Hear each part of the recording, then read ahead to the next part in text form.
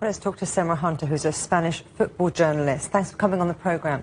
Now, Rubiales says it's a witch hunt. What is the mood, the public mood, around this trial? It's pretty much picking up where it left off last year whenever we had the hearings around whether this was even going to go to trial in the first place. There's still a lot of outpouring of support for Jenni Hermoso pretty much across the board. There's a lot of members of government that have also spoken out publicly today wishing her a lot of luck, hoping that there's going to be justice for Jenni Hermoso and for women across society. They're hoping that this will be a watershed moment if, in fact, it does go in favor of Jenni Hermoso, because they believe that there will be a massive spillover effect in how we can actually change normalized behavior when it comes to sexist behavior that is so deeply entrenched in Spanish society and Spanish culture. So it's a massive, massive ordeal. You can imagine that so many people are watching with a lot of attention, with a lot of care and a lot of interest. In Spain, it's got wall-to-wall media coverage. It's trending on social media. A lot of people are very much interested to see how this one definitely does pan out. And it's not just in Spain, of course. There's a lot of interest that has been captivating audiences all around the world to see how this does, in fact, play out. This kiss happened 18 months ago, eclipsing Spain's first Women's World Cup victory. Has anything changed in terms of redressing machismo in sport?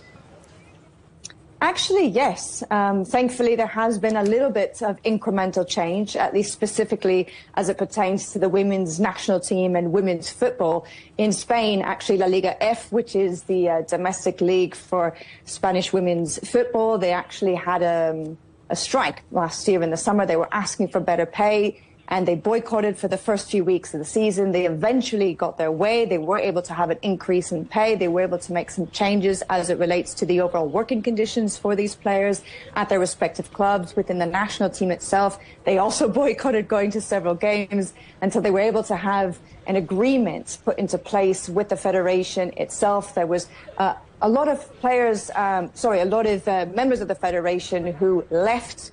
They were pushed out, you could say, by the players.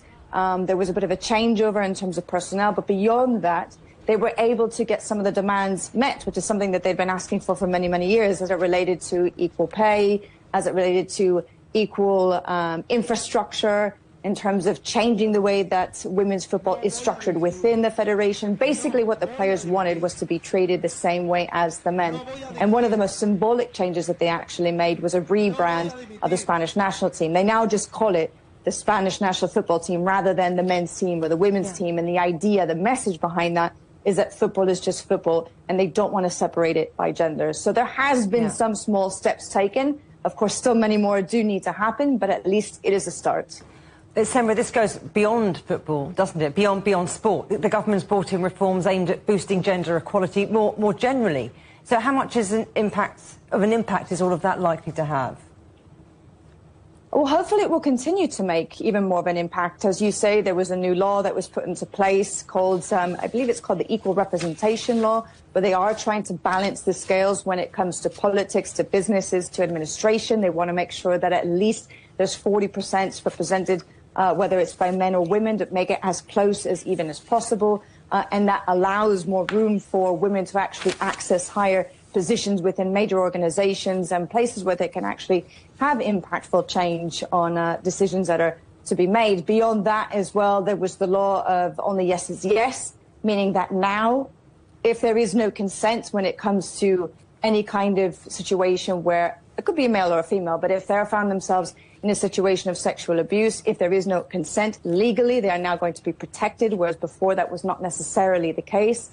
So there have been small changes made. Again, it is a very slow process, as bureaucracy tends to be, but at least there is a lot more conversation now in the wider public and more conversation in the workspace as well, whereas before these kinds of things were never really discussed. People never really felt comfortable about it, or they tried to pretend like these things were never actually happening. So there's much more of an awareness now. Yes. There is a shift in consciousness across the board, and it has been positive, I think we can say, in that sense. And hopefully over time we will see much more meaningful impact and changes actually put into place in wider society.